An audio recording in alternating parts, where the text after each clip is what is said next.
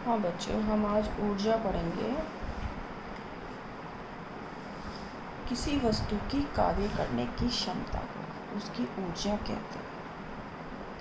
यानी कि किसी भी वस्तु में जो कुछ भी कार्य कर पाएगी उसमें ऊर्जा होती है।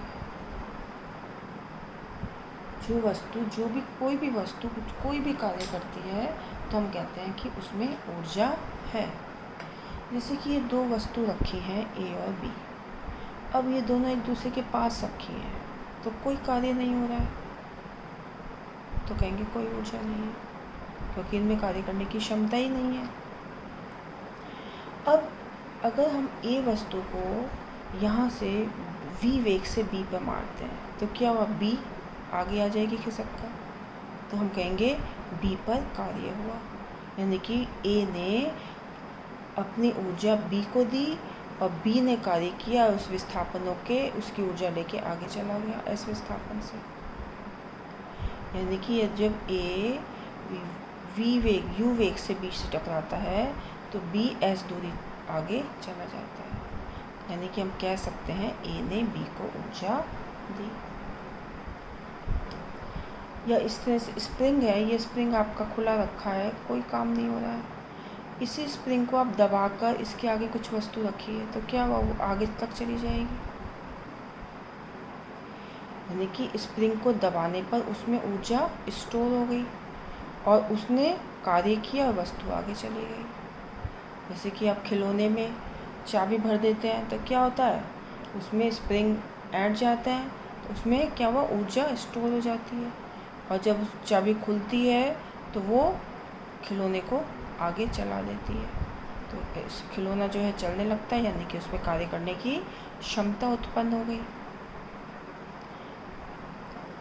हम ये कह सकते हैं कि ऊर्जा का एक रूप से दूसरे रूप में स्थानांतरण होता है। नई ऊर्जा को ना तो हम उत्पन्न कर सकते हैं और ना ही हम नष्ट कर सकते हैं। यहाँ पर स्प्रिंग को दबाया तो उसने वो ऊर्जा इसको दे दी।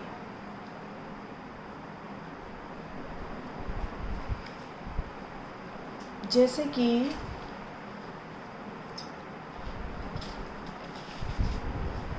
हम ये कह सकते हैं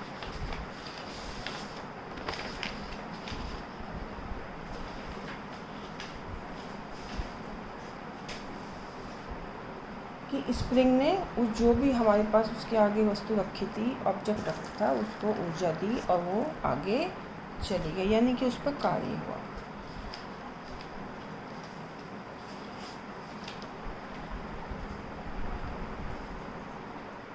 आप इस तरह से भी ले सकते हैं कि जो ऊर्जा कोई भी ऊर्जा दूसरे ऑब्जेक्ट पर एक फोर्स लगा रही है तो उसमें वो उसकी परिवर्तन करती है, उसकी स्थिति में या किसी और चीज़ में, तो उस ऊर्जा को हम यांत्रिक ऊर्जा कहते हैं। किसी भी ऑब्जेक्ट पर फोर्स लगाकर परिवर्तन करना। ये आंतरिक ऊर्जा दो प्रकार की हुई, एक गतिज ऊर्जा और एक स्थितिज ऊर्जा। गतिज ऊर्जा क्या है, वस्तु की गति के कारण कार्य करने की जो क्षमता उत्पन्न होती है उसे वस्तु की गतिज ऊर्जा कहते हैं। जैसे कि बंदूक से छूटी गोली, बंदूक एक छोटी सी गोली होती है, द्रव्यमान तो उसका बिल्कुल छोटा सा होता है, लेकिन इतने वेग से बंदूक उसे छोड़ती है कि वो अपना लक्ष्य भेद देती है।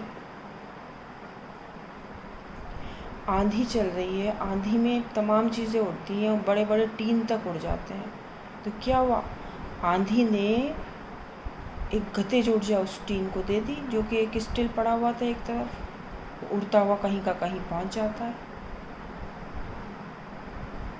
खिलाड़ी हॉकी स्टिक से खेल रहा है, छोटी सी बॉल है, उसने तेज़ी से हॉकी स्टिक मारी तो क्या हुआ, उसने उसको ऊर्जा दी और उसने वो गतिज ऊर्जा में डेवलप हुई और वो आगे तक चली गई। गतिशील एक हथौड़ा है, कील पे आप हल्का सा मारिए, नहीं कील ठुकेगी, आप तेज़ी से पीछे से ले जाके मारिए, कील दीवार में ठुक जाती है, क्योंकि हथौड़े ने उस कील को ऊर्जा दी। यानी कि एक ऊर्जा से दूसरी ऊर्जा में रूपांतरण हो गया, ऊर्जा को ख़त्म नहीं हुआ, एक से दूसरे में रूपांतरण हो गया। तो हम कह सकते हैं ऊर्जा जो है ना तो नष्ट की जा सकती है, ना उत्पन्न की जा सकती है, उसका एक रूप से दूसरे रूप में स्थानांतरण हो सकता है। जैसे कि एक ये m द्रव्यमान की कोई वस्तु है, ये b से टकराई, यहाँ इसका वेग u 0 है, स्टिल है। फिर इसने इससे टकराई तो ये आगे तक गई, माना इसका s विस्थापन पर इसका वेग v हो गया। आप कैरम की गोटी का उदाहरण भी ले सकते हैं कि कैरम की गोटी को मारा तो वो u वेग से आगे गए, u वेग उसका 0 तक स्टिल थी और उसका चलने पर वेग v हो गया। कुछ भी उदाहरण ले सकते हैं।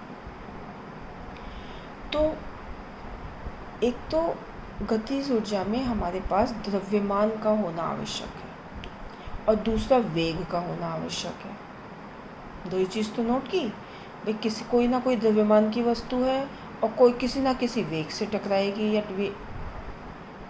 तो दो चीज़ तो होनी मस्ट है। तो हमारे पास क्या हुआ, माना एक द्रव्यमान m द्रव्यमान की वस्तु से u वेग से टकराती है तो इसका विस्थापन s हो जाता है। तो गति का द्वितीय नियम ये सब हम आपको पढ़ा चुके हैं। क्या होता है, v square equal to u square plus 2as। अब यहाँ पर तो शांत बैठा था, ऑब्जेक्ट कुछ नहीं कर रहा था, तो यहाँ पे u 0 है, टकराया तो आगे इसका विस्थापन s हुआ, अंतिम वेग v हो गया। तो हमारे पास हो गया v square equal to 0 plus 2as। अब बल हमने पढ़ा था F बराबर होता है m इंटू ए। यहाँ से हम a बराबर F अपॉन m लिख सकते हैं। हम m को इसके नीचे ले आए। इस समीकरण में a की जगह F अपॉन m रख दीजिए। तो v square is equal to हो गया 2 into F upon m into s।